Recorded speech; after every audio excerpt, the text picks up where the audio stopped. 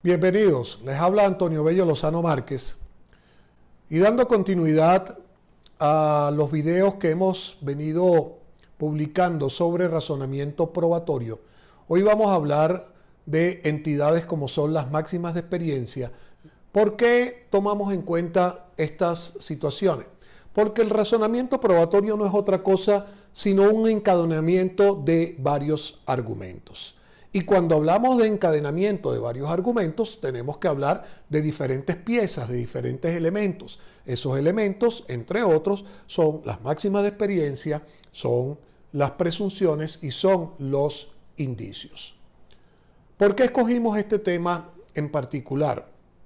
Porque con mucha preocupación se observa que en múltiples oportunidades no se tiene claro cuál es el concepto de estos elementos. No se tiene claro qué es una máxima de experiencia, se confunden los indicios con las presunciones y sencillamente esa falta de conocimiento o esa confusión va a degenerar en que la prueba no sea bien aplicada o que los medios de prueba no sean correctamente establecidos y por lo tanto que la verdad no logre comprobarse adecuadamente. Pero ¿qué es una máxima de experiencia? Con preocupación, repito, muchas veces se observa que se confunde, por ejemplo, las máximas de experiencia con la sana crítica y son cuestiones distintas.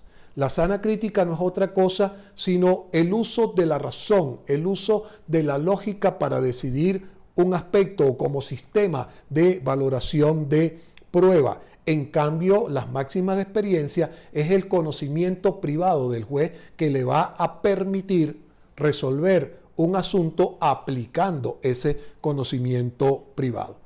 La Sala de Casación Civil, al referirse a las máximas de experiencia, la define de la siguiente manera. El principio antes señalado permite al juez tomar en cuenta en su decisión aquellos conocimientos de hechos comprendidos en la experiencia común.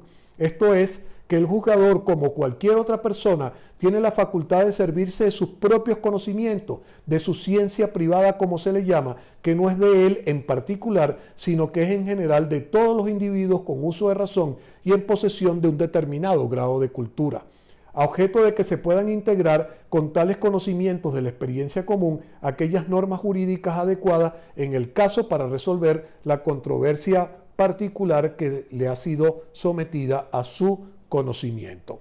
Entonces, ¿de qué estamos hablando? De utilizar las máximas de experiencia. Y cuando hablamos de razonamiento probatorio, como ya lo dijimos, es un encadenamiento de varios argumentos, entre los cuales entran a considerarse las máximas de experiencia. Pero también deben considerarse aspectos como los hechos a probar, los medios de prueba a probar, las llamadas inferencias probatorias, las presunciones y los indicios. Estos últimos como parte de lo que es el auxilio probatorio. Volviendo al aspecto de las máximas de experiencia, el autor español Jordi Nieva Fenol, con una obra bastante importante en materia de prueba, señala cuáles son sus características: criterios objetivos, coherencia, contextualización, corroboración, comparación e imparcialidad. 6 elementos distintos utiliza este tratadista catalán, Jordi Nieva Fenol, para el empleo, el uso de las máximas de experiencia. ¿Qué queremos decir con esto?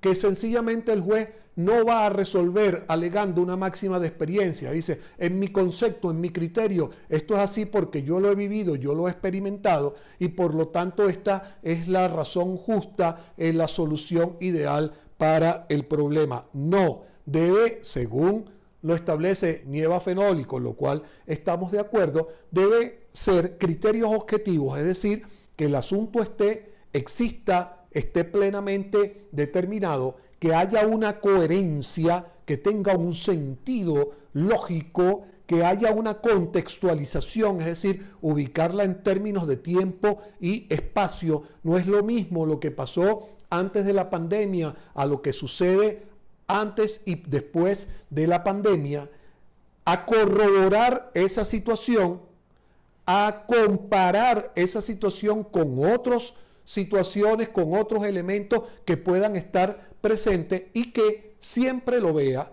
bajo un criterio de imparcialidad. ¿Por qué? Porque lo que me afecta a mí como individuo no necesariamente afecta a la generalidad de la persona. Por lo tanto, entonces tiene que ser más imparcial, más ecuánime al considerar una situación como esta.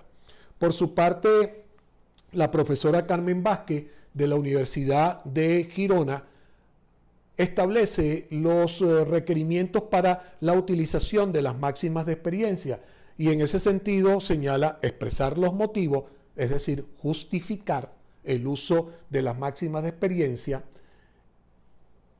y establecer la situación de hecho en concreto, es decir, ubicarla en un sentido de espacio y tiempo. Como se puede observar, existe una similitud entre lo que expresa Nieva Fenol y lo que expresa la profesora Carmen Vázquez. Entonces, el punto focal, el punto a considerar es este.